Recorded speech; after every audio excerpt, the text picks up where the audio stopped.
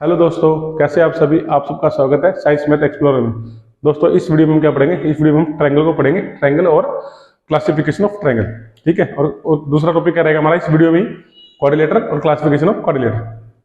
तो दोस्तों ट्रायंगल क्या होता है, ट्रायंगल हमारा एक ऐसा पॉलीगन है जिसकी नंबर ऑफ साइड क्या होती है, 3। पॉलीगन मैंने आपको बताया था कि पॉलीगन हमारा ऐसा पॉलीगन है, बहुत क्लोज फिगर होती है हमारी जो completely made of line segment. ऐसी क्लोज फिगर जो completely entirely made of line segment. तो ट्रायंगल हमारा क्या है, ट्रायंगल हमारा एक पॉलीगन है। किस टाइप का पॉलीगन है, जिसकी नंबर ऑफ साइड क्या होती है, 3 होती है। अब देखिए ये हमारा ट्रायंगल है। ठीक है, ट्रायंगल को हिंदी में बोलते हैं त्रिभुज। क्या बोलते हैं हम, त्रिभुज। ठीक है, 3 साइड कितनी भुजाएं, 1 2 3। ठीक है, इसके वर्टिस पॉइंट कौन से होंगे, एक वर्टिस पॉइंट ये होगा, एक वर्टिस पॉइंट ये होगा, शीर्षक पॉइंट क्या होंगे, ये होंगे। क्यों होंगे, क्योंकि मैंने बताया था किसी भी पॉलीगन के वर्टिस पॉइंट कौन से होते हैं, जहां दो लाइन सेगमेंट जहां मीट करते हैं, जिस पॉइंट पे ये दो लाइन सेगमेंट इस पॉइंट पे मीट कर रही है, ये दो इस पॉइंट पे मीट कर रही है, ये दो इस पॉइंट पे मीट कर रही है। ठीक है दोस्तों, तो ये क्या हो गया, इसके एबीसी की क्या हो गए, वर्टिसेस हो गए। अब इस ट्रायंगल के अंदर देखिए, आप ट्रायंगल के अंदर देखिए 3 साइड है और 3 इसके अंदर एंगल बन रहे हैं। कितने बन रहे हैं, 3 इसके अंदर एंगल भी बन रहे हैं। तो क्लासिफिकेशन ऑफ ट्रायंगल हम किस बेस पे करेंगे, 2 बेस पे करेंगे। एक तो नंबर ऑफ साइड और एक नंबर ऑफ एंगल। ठीक है, तो चलिए करते हैं classification of triangle on the basis of number of side. क्या, classification of triangle, classification of triangle. ठीक है, on the basis of side के बेस पे। ठीक है, साइड के बेस पे ट्रायंगल कितने प्रकार के होते हैं, ये करेंगे। तो देखिए ट्रायंगल देखिए, अगर किसी ट्रायंगल के अंदर तीनों साइड बराबर होती है। मान लिया ये ट्रायंगल है, ये ए बी इक्वल टू में बी सी इक्वल टू में ए सी। अगर किसी ट्रायंगल के अंदर तीनों साइड बराबर होती हैं, उस ट्रायंगल को क्या कहते हैं हम, इक्विलेटरल ट्रायंगल। क्या बोलते हैं हम, इक्विलेटरल ट्रायंगल। क्या बोलते हैं उसको, इक्विलेटरल ट्रायंगल, यानी समबाहु त्रिभुज। हिंदी में क्या बोलते हैं उसको, समबाहु त्रिभुज।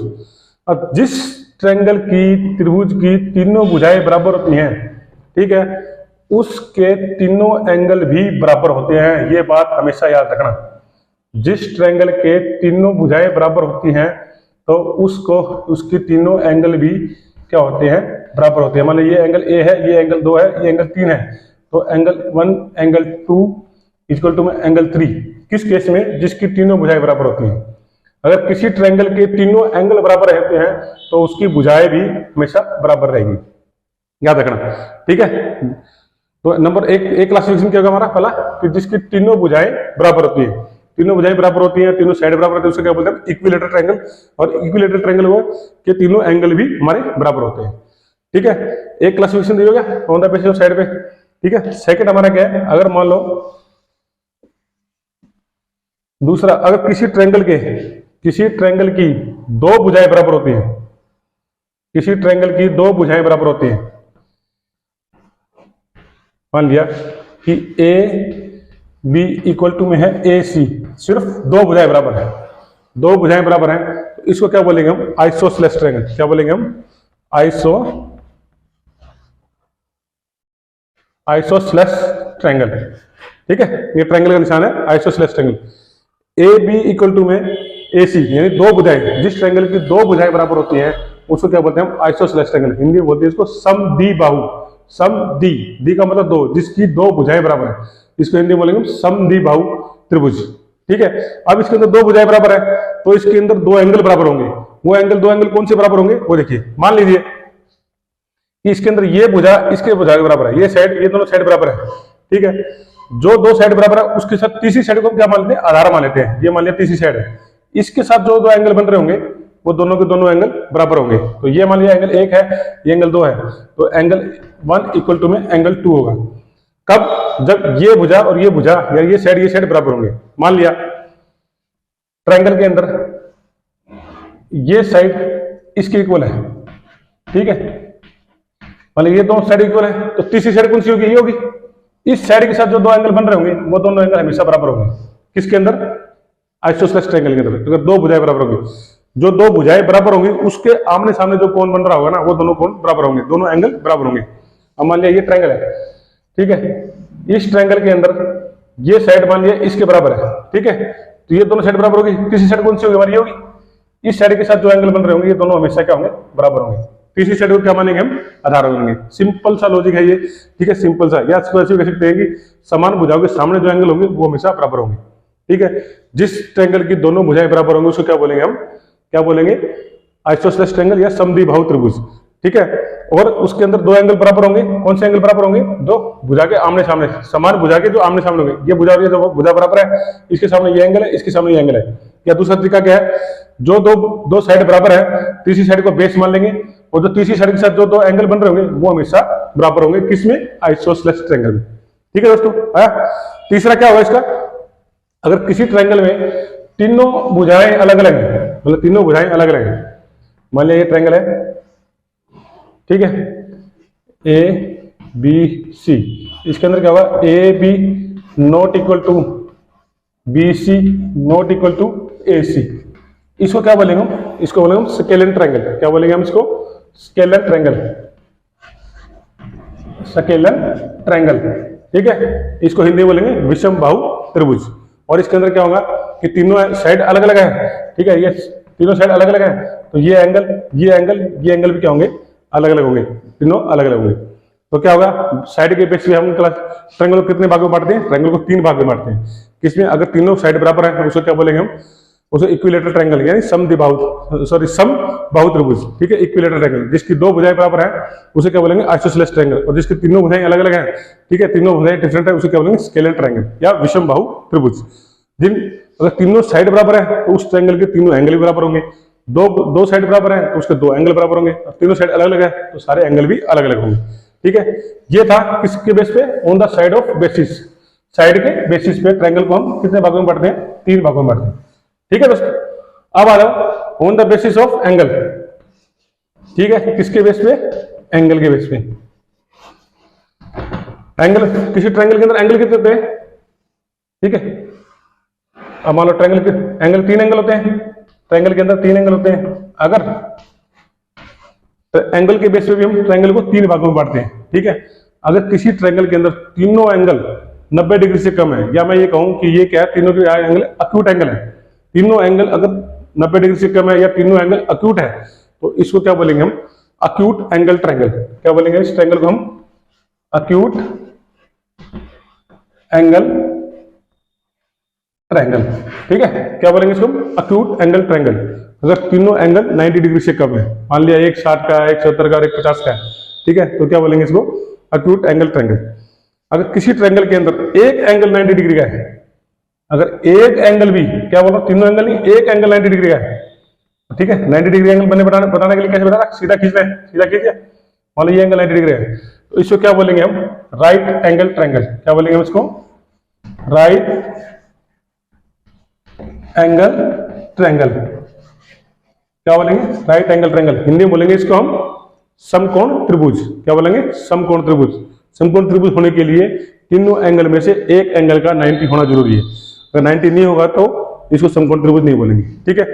दूसरा, तीसरा क्या होगा, मान अगर तीसरे, इसको क्या बोलेंगे, राइट एंगल। तीसरा टाइप का हमारा क्या होगा, अगर किसी ट्रायंगल के अंदर एक भी एंगल 90 डिग्री से ज्यादा हो गया तो उसको क्या बोलेंगे हम, ऑब्टूज ट्रायंगल। मान लिया ये 90 का बन गया, थोड़ा सा इसको ऐसे ले लिया टेपर में, ये क्या होगा, 90 से ज्यादा हो गया, ठीक है। इस ट्रायंगल को क्या बोलेंगे हम, एक एंगल 90 डिग्री से ज्यादा तो इसको क्या बोलेंगे, ऑब्टूज एंगल ट्रायंगल, ठीक है।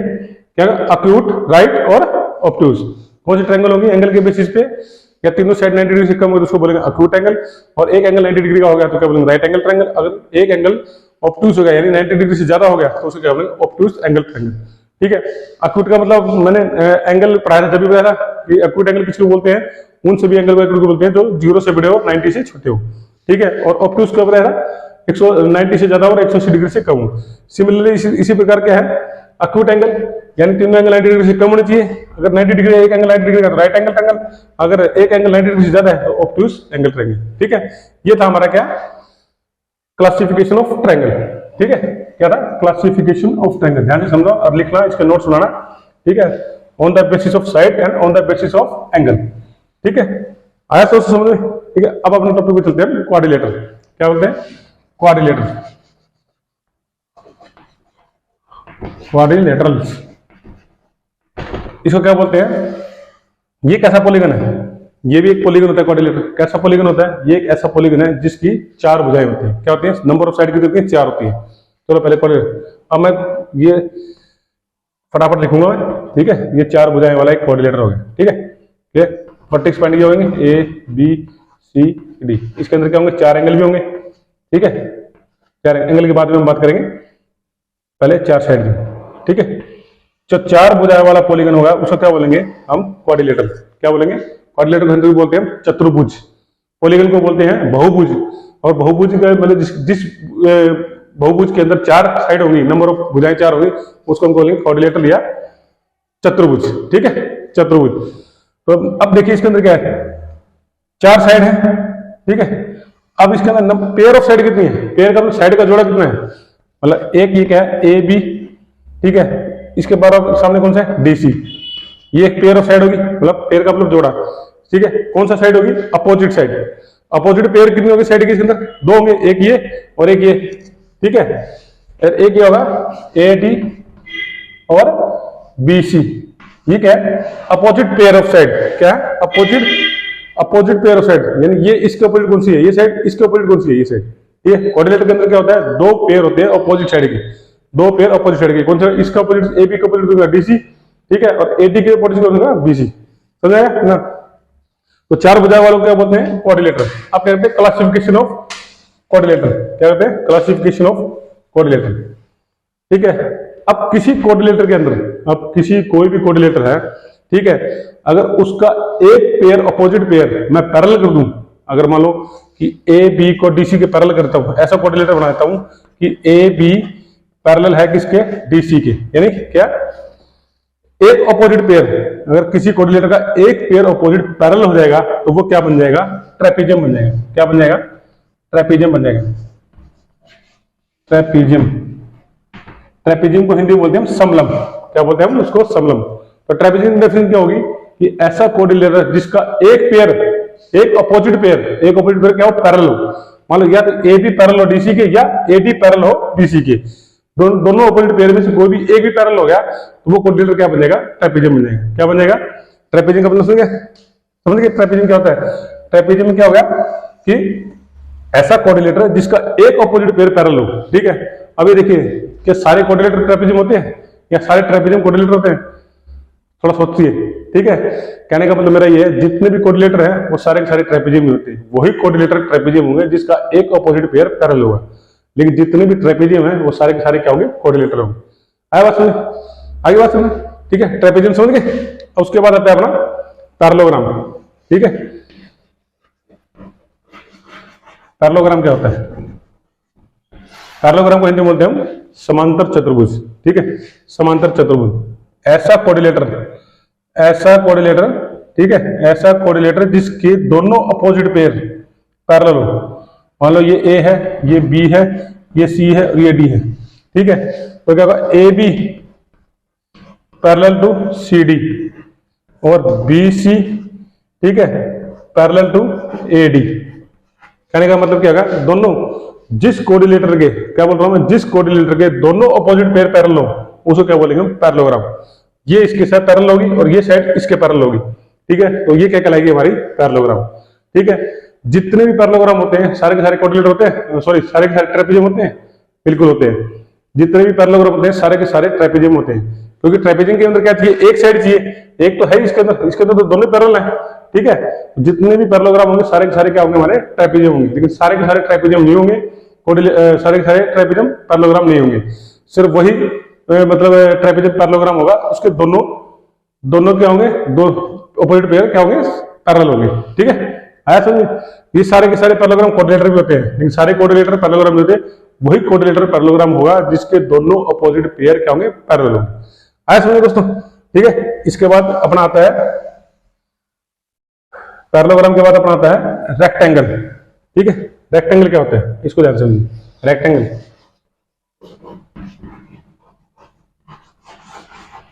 रेक्टेंगल क्या होता है? ठीक है, रेक्टेंगल डिफरेंस हुई ऐसा पैरेललोग्राम। अब मैं कोऑर्डिनेटर नहीं बोल रहा, क्या बोल रहा हूं मैं, ऐसा पैरेललोग्राम, मतलब उसके अंदर पैरेललोग्राम की सारी प्रॉपर्टी होगी। ठीक है, ऐसा पैरेललोग्राम जिसका एक एंगल 90 डिग्री कर दे हम, वो हमारा कन्वर्ट किस में हो जाएगा, रेक्टेंगल में। ठीक है, क्या बोल रहा हूं मैं, पैरेललोग्राम, कोऑर्डिनेटर नहीं बोल रहा, ऐसा पैरेललोग्राम, यानी रेक्टेंगल के अंदर पैरेललोग्राम की प्रॉपर्टी सारी रहेगी। तो ऐसा पैरेललोग्राम जिसका एक एंगल 90 डिग्री का कर देंगे, वो क्या हो जाएगा, हमारा रेक्टेंगल हो जाएगा। देखिए, एक एंगल 90 डिग्री करने से चारों एंगल अपने आप हो जाएंगे। मान लो मैं क्या कर रहा हूँ, पैरेललोग्राम बना रहा हूँ, तो एक एंगल 90 डिग्री बनाना है इसमें, मान लो ये साइड ले ली, अब 90 डिग्री एंगल मैंने बताया था, इसके बराबर इसके पैरेलल खींचना है, इसके 90 के खींचना है, तो ये 90 डिग्री एंगल सीधा खींचना है, 90 डिग्री एंगल हो गया। ठीक है, ये ए और ये बी, मैंने क्या बोला, ऐसा पैरेललोग्राम। तो अब जो ये साइड खींचूंगा वो इसके पैरेलल होगी, और जो ये साइड बनाऊंगा वो भी इसके पैरेलल होगी। पैरेललोग्राम बनाना है अपने को, जो ऑपोजिट पेयर के होंगे पैरेलल होंगे। जब मैं इसके पैरेलल बनाऊंगा तो यहां से यहां जो एंगल बन रहा है वो एंगल यहां बनना चाहिए, तो 90 डिग्री का ऐसे खींचूंगा, इसके बिल्कुल पैरेलल। ठीक है, इसके बिल्कुल पैरेलल खींचूंगा, तभी 90 डिग्री का एंगल होगा, ये 90 डिग्री, तभी तो ये दोनों लाइन ये और ये पैरेलल होंगी। ठीक है, ये पैरेलल होगी। अब ये एंगल 90 का हो गया। ठीक है, ये एंगल 90 का हो गया। अब क्या, इसके पैरेलल ये लाइन बनानी है मैंने, इसके पैरेलल ये लाइन बनानी है, तो क्या होगा, ये एंगल 90 बिल्कुल सीधी खींचूंगा, 90 डिग्री एंगल बनाता हुआ, तो यहां से 90 खींचूंगा तो ये भी 90 अपना हो जाएगा। ठीक है, देखा भाई कि अगर आपने एक एंगल 90 का बनाया तो चारों बाकी तीनों अपने आप ही रेक्टेंगल बनाने के लिए तीनों एंगल भी क्या होंगे, 90 डिग्री के होंगे। अगर जब ये दोनों 90 डिग्री होंगे तो ये साइड जितनी आपने ये खींची है उतनी ये होगी, मतलब सी और डी। ठीक है, उतनी होगी। जितनी ये खींची है, जितनी ये थी उतनी तो अपने ये खींची है, तो इसका मतलब क्या होगा, इसके अंदर रेक्टेंगल करेगा, ए बी इक्वल टू में सी बी भी होगा। ठीक है, और सी ए इक्वल टू में बी और डी होगा। ठीक है, ये डी पॉइंट हो गया, बी डी होगा। तो रेक्टेंगल का मतलब अगर किसी पैरेललोग्राम का एक एंगल 90 डिग्री कर दोगे आप, तो क्या होगा, तीनों एंगल आप ऑटोमेटिकली 90 डिग्री के हो जाएंगे और आमने सामने वाली भुजा भी बराबर हो जाएगी। रेक्टेंगल ये होता है जिसकी आमने सामने की भुजाएं बराबर होती है, साइड बराबर होती है। याद रखना कि ऐसा पैरेललोग्राम अगर हमने उसका एक एंगल 90 डिग्री कर दिया तो वो हमारा कन्वर्ट किस हो जाएगा, रेक्टेंगल। ठीक है दोस्तों, आगे समझे। ठीक है, अब आता है अपना अगला क्वाड्रिलेटर का अगला क्लासिफिकेशन होता है अपना रोम्बस। क्या होता है, रोम्बस। रोम्बस को हिंदी में बोलते हैं हम समचतुर्भुज। ठीक है, समचतुर्भुज। ठीक है, ये क्या होता है, ये भी एक पैरेललोग्राम होता है, ऐसा पैरेललोग्राम जिसकी चारों साइड बराबर कर दे। ठीक है, पैरेललोग्राम। ठीक है, पैरेललोग्राम बना रहा हूं मैं। पैरेललोग्राम का मतलब क्या है कि पैरेललोग्राम की प्रॉपर्टी तो इसके अंदर रहेंगी, लेकिन साइड भी क्या होगी, बराबर होगी। मान लिया ए बी सी डी। ठीक है, मैं क्या बोल रहा हूं, ऐसा पैरेललोग्राम, इसका मतलब क्या होगा, ये साइड इसके पैरेलल है, ये साइड इसके पैरेलल है। अगर किसी पैरेललोग्राम की चारों साइड बराबर कर देंगे हम, तो कन्वर्ट किस में हो जाएगा, वो रोम्बस में हो जाएगा। तो रोम्बस के अंदर क्या होगा कि ए बी इक्वल टू में बी सी इक्वल टू में ए डी इक्वल टू में सी डी, सी डी, यानी ये साइड इसके बराबर है, ये साइड इसके बराबर है, ये साइड इसके बराबर, चारों आपस में बराबर है। ठीक है, बराबर के साथ अपोजिट पेयर क्या है, पैरेलल भी। ठीक है, अब ये देखिए जितने भी रोम्बस हैं सारे के सारे क्या है, पैरेललोग्राम है, लेकिन सारे के सारे पैरेललोग्राम रोम्बस नहीं है, सिर्फ वही पैरेललोग्राम रोम्बस हो गए जिस पैरेललोग्राम की साइड चारों साइड क्या होगी, बराबर होगी।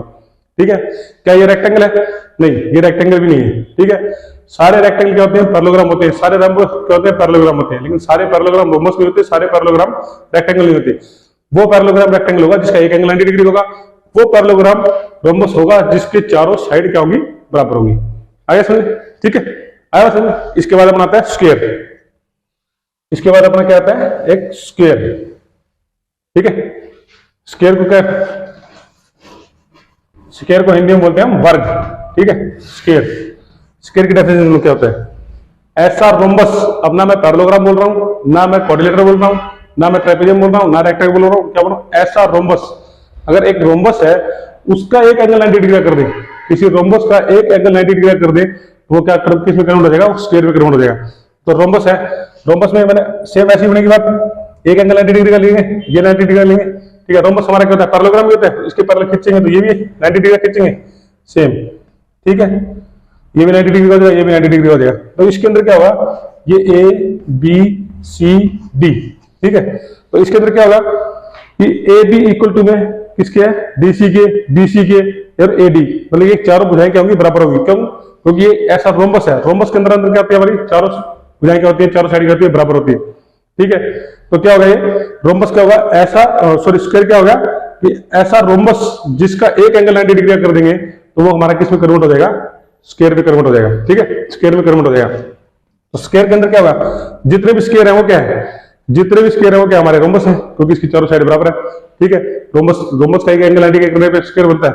ठीक है, तो ये जितने भी स्क्वायर हमारे क्या है, सारे सारे क्या रोम्बस है। जितने भी स्क्वायर है वो हमारे सारे सारे क्या है, रेक्टेंगल भी है। रेक्टेंगल के अंदर क्या होता है कि एक एंगल 90 डिग्री ऐसा पैरेललोग्राम होना चाहिए था, लेकिन मैंने केवल रोम्बस क्या होता है, पैरेललोग्राम भी होता है, ये पैरेललोग्राम भी है।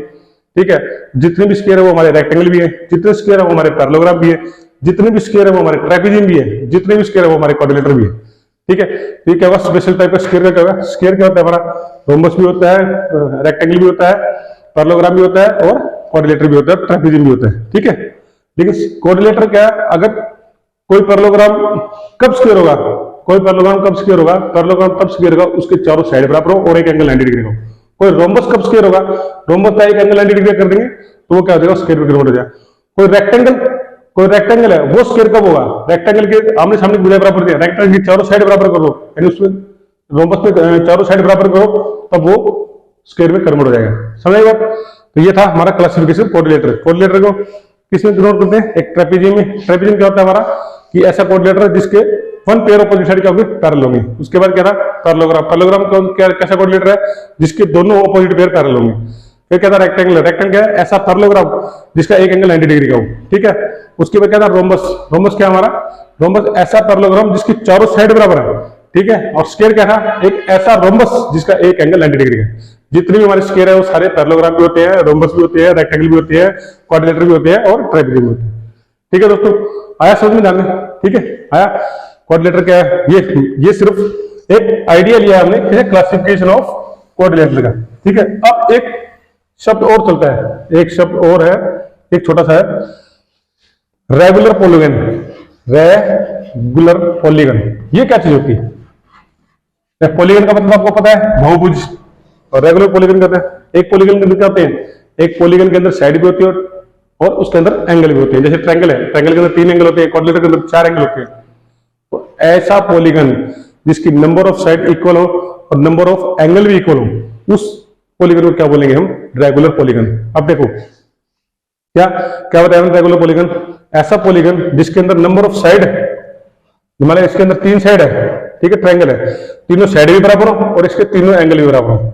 ठीक है, मान लो क्वाड्रिलेटर है, क्वाड्रिलेटर है, तो उसको कब रेगुलर बोलेंगे, कब रेगुलर बोलेंगे, तो इसकी चारों साइड बराबर हो और चारों एंगल भी बराबर हो, तो उसको क्या बोलेंगे हम, रेगुलर पॉलीगन। रेगुलर पॉलीगन को हिंदी में बोलते हैं हम, मगर सम बहुभुज, सम या नियमित बहुभुज, नियमित या सम बहुभुज का मतलब। ठीक है, तो रेगुलर पॉलीगन क्या होगा, ऐसा पॉलीगन जिसके नंबर ऑफ साइड बराबर हो और नंबर ऑफ एंगल भी बराबर हो। तो ये दोनों चीज जिस पॉलीगन के अंदर होंगी वो उस पॉलीगन को हम क्या बोलेंगे, हम रेगुलर पॉलीगन। अब आपको ये बोलता हूँ रेगुलर ट्रायंगल है, मान लो कोई क्वेश्चन में आ गया एक रेगुलर ट्रायंगल है, तो कौन सी ट्रायंगल आ गई, ऐसी कौन सी ट्रायंगल होती है जिसके नंबर ऑफ साइड भी बराबर होते हैं और नंबर ऑफ उसके अंदर एंगल भी बराबर होते हैं, तो वो क्या कहलाएगी हमारी, वो क्या कहेंगे, इक्विलेटरल ट्रायंगल। इक्विलेटरल ट्रायंगल मैंने बताया था अभी थोड़ी देर पहले, इक्विलेटरल ट्रायंगल के अंदर तीनों साइड बराबर होते हैं, जिसकी तीनों साइड बराबर होती है उसके तीनों एंगल भी बराबर है। जब भी आपको क्वेश्चन में मिल जाए रेगुलर ट्रायंगल, तो आपको क्या दे रहा है, वो सीधा सीधा इक्विलेटरल ट्रायंगल दे रहा है। ठीक है, अगर आपको वो दे कि रेगुलर क्वाड्रिलेटर, तब आपको क्या दे रहा है, वो तब आपको क्या दे रहा है, वो एक आपको स्क्वायर दे रहा है। तो स्क्वायर के अंदर क्या होते हैं, चारों साइड भी बराबर होते हैं और चारों एंगल भी बराबर होते हैं।